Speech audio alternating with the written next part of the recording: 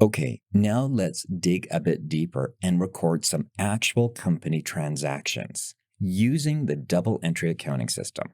So let's imagine that a business or company engages in the following transactions. First, the company wants to raise money to get their business going, so they issue shares for 100,000.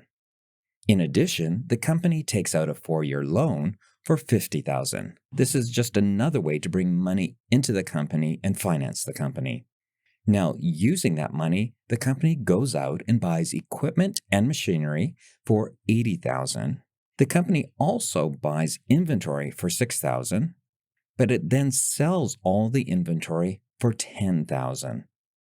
Now, during the period, salaries of 1,000 are paid, and interest of 500 is also paid.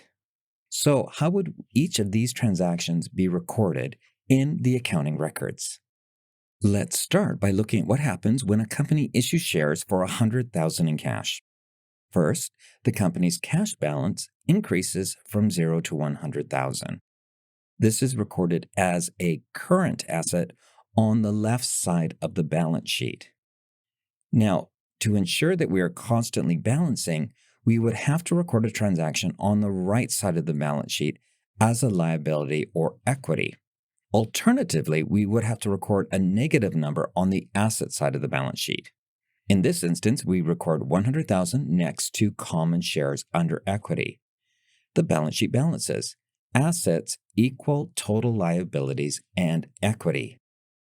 Now let's look at the same transaction from a debit and credit perspective. Remember that increasing assets is a debit. Since we added 100,000 in cash, which is an asset, we debit cash. The increase in equity, you may recall, is recorded as a credit.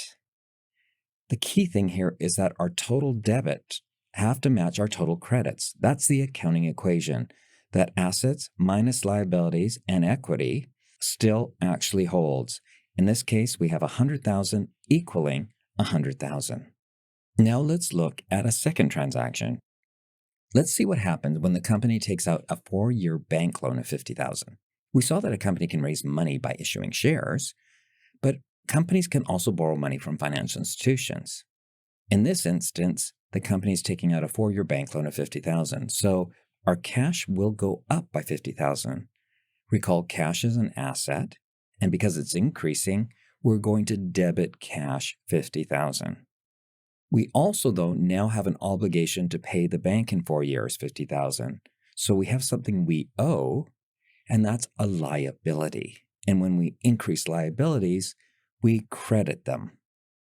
So we are going to debit cash 50,000, and we're going to credit loan payable 50,000.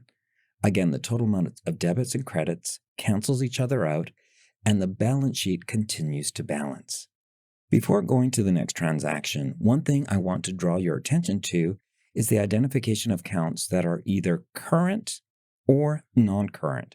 I mentioned before that assets are listed typically in order of liquidity. Current assets are those that can be liquidated quickly and used by the company in the short term. Companies expect to use these assets within their current accounting cycle, or typically 12 months. I also mentioned earlier that liabilities are ordered by their maturity or due dates. Current liabilities are those obligations that a company must meet within the short term.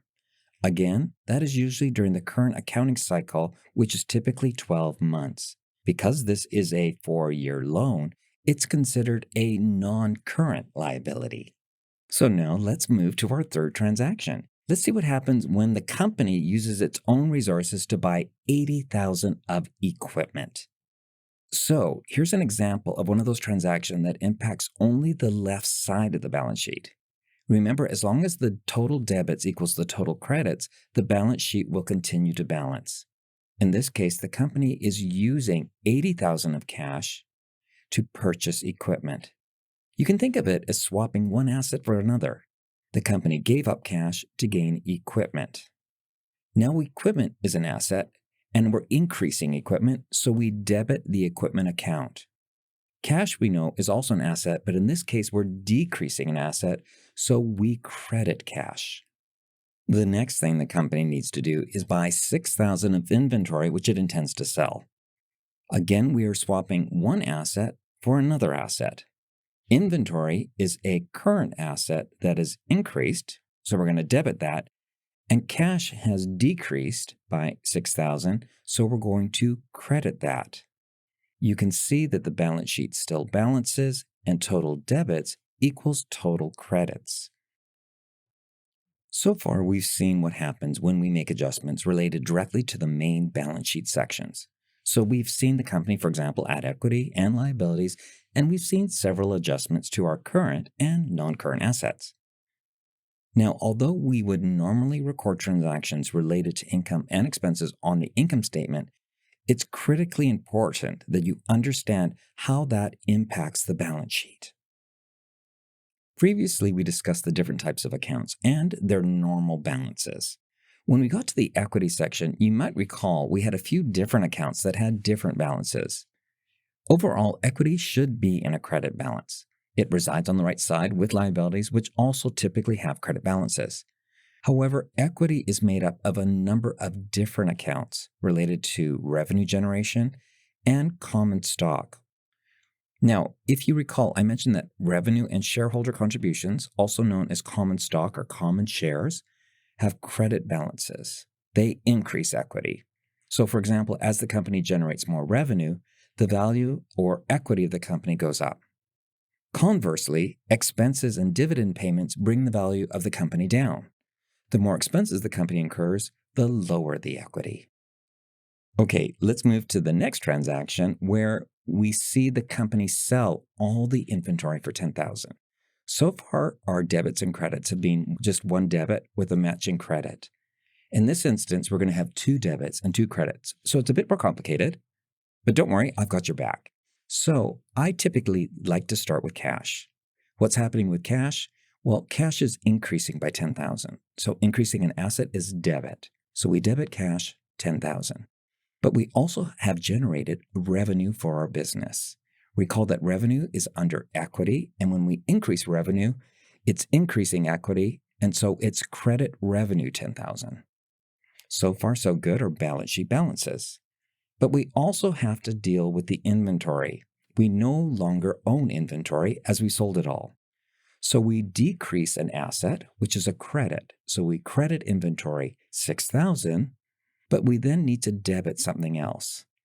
Now, inventory expense is referred to as cost of goods sold, and we know that expenses sit under equity, and that if we increase an expense, it's a debit. So the second part of this transaction is debit cost of goods sold, which is an expense, $6,000, and credit inventory, $6,000. The good news is our balance sheet continues to balance. Okay, here's our next transaction. Now we want to record the company's $1,000 in salaries. Part of the day-to-day operations of all companies involves incurring operating expenses. Companies hire people to perform certain tasks and in return pay them a salary. In this case, the salaries paid amount to $1,000. So we're paying them with cash, so we're decreasing an asset. So that would be credit cash. And we also need to increase an expense, and we know that's a debit that sits under equity. So we have debit salary expense of $1,000 and credit cash $1,000. Keep in mind we're still using the double entry bookkeeping system, and our accounting equation remains true. Assets of $153,000 are equal to liabilities of $50,000 and shareholders' equity of $103,000. Okay, we're almost there. There's just one more transaction. We need to record $500 of interest that the company needs to pay for its bank loan. Banks obviously don't provide funding without a cost. Instead, they charge interest typically based on the outstanding loan balance. In this case, we're going to assume that the company needs to pay interest immediately of $500 on the loan balance. So what do we see? First of all, we have to pay it out of cash, so we decrease an asset. And when we decrease an asset, we say we're crediting it. We credit $500, but we also now have an interest expense. And that interest expense sits under shareholders' equity. And remember, interest expenses are debits. So we debit our interest expense $500 and we credit our cash $500. And Good news, the balance sheet continues to balance. The accounting equation holds. So far, our debits and credits have been just one debit with a matching credit. In this instance, we're going to have two debits and two credits. So it's a bit more complicated, but don't worry, I've got your back. So I typically like to start with cash. What's happening with cash? Well, cash is increasing by 10,000. So increasing an asset is debit. So we debit cash 10,000. But we also have generated revenue for our business. Recall that revenue is under equity, and when we increase revenue, it's increasing equity, and so it's credit revenue 10,000. So far, so good, our balance sheet balances. But we also have to deal with the inventory. We no longer own inventory as we sold it all. So we decrease an asset, which is a credit. So we credit inventory 6,000, but we then need to debit something else. Now, inventory expense is referred to as cost of goods sold, and we know that expenses sit under equity, and that if we increase an expense, it's a debit. So the second part of this transaction is debit cost of goods sold, which is an expense, 6,000, and credit inventory, 6,000. The good news is our balance sheet continues to balance. Okay, here's our next transaction. Now we want to record the company's 1,000 in salaries. Part of the day-to-day operations of all companies involves incurring operating expenses. Companies hire people to perform certain tasks and in return pay them a salary. In this case, the salaries paid amount to 1,000. So we're paying them with cash, so we're decreasing an asset. So that would be credit cash. And we also need to increase an expense, and we know that's a debit that sits under equity. So we have debit salary expense of 1,000 and credit cash 1,000. Keep in mind, we're still using the double entry bookkeeping system, and our accounting equation remains true. Assets of 153,000 are equal to liabilities of 50,000 and shareholders' equity of 103,000. Okay, we're almost there. There's just one more transaction. We need to record 500 of interest that the company needs to pay for its bank loan.